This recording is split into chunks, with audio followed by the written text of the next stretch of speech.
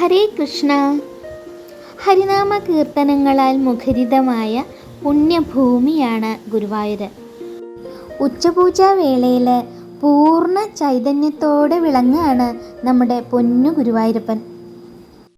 ശ്രീലകവാതിൽ തുറക്കുമ്പോൾ കർപ്പൂര ദീപപ്രഭയിൽ ജ്വലിച്ചു നിൽക്കുന്ന പൊന്നുണ്ണിക്കണ്ണൻ്റെ രൂപം കാണുന്ന എല്ലാവരുടെയും മനസ്സങ്ങട് നിറയും. സന്തോഷാശ്രുക്കളാണ് പിന്നെ ഉണ്ടാവുക.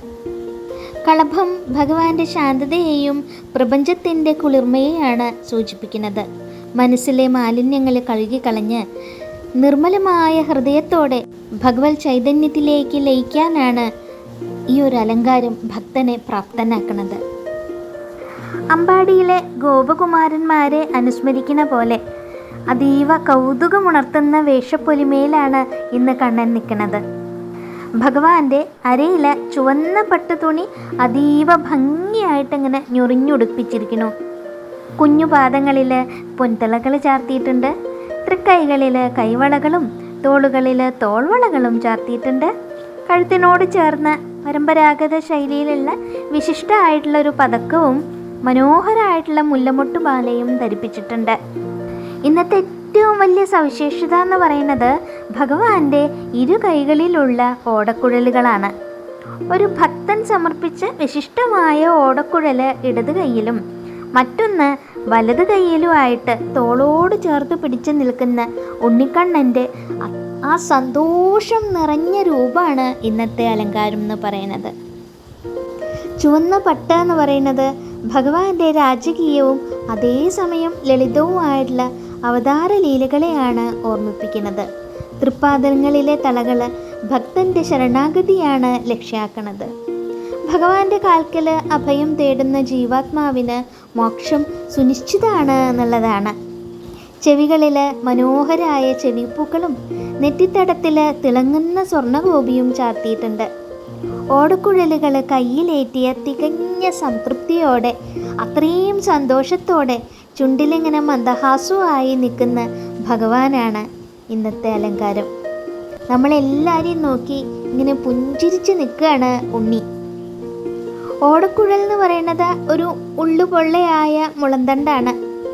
ഉള്ളിലെ അഹങ്കാരവും കാമക്രോധങ്ങളും ഒക്കെ നീക്കി സ്വയം ശൂന്യമാവുന്ന അവസ്ഥയിലാണ് ഭക്തൻ അവിടെ നിൽക്കേണ്ടത് എന്നുള്ളതാണ്. ആ സമയത്ത് ഈശ്വരൻ നമ്മളെ തന്നെ ദിവ്യസംഗീതം നിറയ്ക്കുന്നതിനായിട്ട് നമ്മളെ തന്നെ എടുക്കും എന്നുള്ളതാണ്. ഇരു കൈയിലെയും ഓടക്കുഴൽ ഭക്തന് പകർന്നു നൽകുന്ന തത്വം തന്നെ അത് തന്നെയാണ്. ഭഗവാന്റെ ശിരസിൽ ചാർത്തിയിരിക്കുന്ന സുരഭിലമായ പുഷ്പമാലകൾ എന്താ ഒരു ഭംഗിയെന്നറിയോ. തിളങ്ങുന്ന പൊന്നിൻ കിരീടത്തിന് മുകളിലായിട്ട് തെച്ചിപ്പൂവും തുളസിയും കോർത്ത തിരുമുടിമാലയും അതിനൊപ്പം വെളുത്ത താമരപ്പൂക്കൾ കൊണ്ടുള്ള മറ്റൊരു തിരുമുടിമാലയും കൂടി ചാർത്തിയിട്ടുണ്ട്. ഭഗവാന്റെ മാറോട് ചേർന്ന് രണ്ട് വലിയ ഉണ്ടമാലകളുണ്ട്. അതിലൊന്ന് തുളസിയും തെച്ചിയും ഇടകലർന്ന് ഉണ്ടാക്കിയുള്ള വനമാലയാണ്. മറ്റൊന്ന് ശുദ്ധമായ താമരപ്പൂക്കൾ കൊണ്ടുണ്ടാക്കിയിട്ടുള്ളതാണ്. ഇതിനെല്ലാം മുകളിലായിട്ട് ശ്രീലകത്തിൻ്റെ മുകളിൽ എങ്ങനെ വിധാനമായിട്ട് തുളസി, താമര, തെച്ചി ഈ പൂക്കൾ കൊണ്ട് 4-5 ഉണ്ടമാലകൾ ഇങ്ങനെ തൂക്കിയിട്ടിരിക്കുന്നു. താമരപ്പൂവ് ലൗകിക മോഹങ്ങളിൽ പെടാതെ ജീവിക്കേണ്ടതിൻ്റെ പ്രതീകമായിട്ടാണ്. അതായത് താമര ഇലയിലെ വെള്ളം പോലെ എന്നുള്ളതാണ്. തുളസിയും തെച്ചിയും ഭഗവാനോടുള്ള അചഞ്ചലമായ ഭക്തിയെയാണ് കാണിക്കുന്നത്. ഈ പുഷ്പങ്ങൾ ഭഗവാന്റെ പാദങ്ങളിൽ അർപ്പിക്കുമ്പോൾ ഭക്തൻ്റെ കർമ്മങ്ങളൊക്കെ ഈശ്വരാർപ്പണമായിട്ട് മാറുകയാണ്. കാണും തോറും മതി വരാത്ത രൂപമാണ് നമ്മുടെ ആനന്ദക്കണ്ണൻ്റേത്. ക്ലേശങ്ങളെല്ലാം അകറ്റി ഭക്തർക്ക് മോക്ഷം നൽകാനായിട്ട് ശ്രീലകത്ത് കാത്തു നിൽക്കുന്ന കരുണാമയനായ പൊന്നുണ്ണിക്കണ്ണൻ, ആനന്ദക്കണ്ണൻ.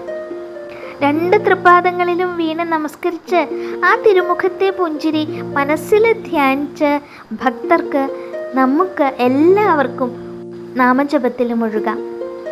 ഭഗവാൻ തൻ്റെ ഭക്തരോടൊപ്പം എപ്പോഴും ഉണ്ട് എന്നുള്ള ആത്മവിശ്വാസത്തോടെ നാരായണ മന്ത്രങ്ങൾ നമുക്ക് ചൊല്ലാം. ക്ലേശങ്ങൾ തീർക്കുന്നത് മോക്ഷമെങ്കിൽ, മോക്ഷം മുകുന്ദൻ്റെ പദത്തിലെങ്കിൽ ആ പദത്തിൽ എത്തിക്കുന്നത് ഭക്തി മാത്രമാണ് എന്നുള്ളതാണ്. ആ പ്രാർത്ഥനയോടെ തന്നെ ഭഗവത് പാദങ്ങളിൽ പൂർണ്ണമായി ശരണാഗതി അടയാം നമുക്ക്.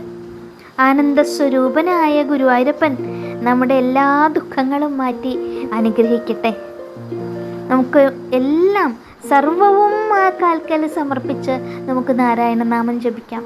നാരായണ നാരായണ നാരായണ, കൃഷ്ണ ഗുരുവായൂരപ്പ.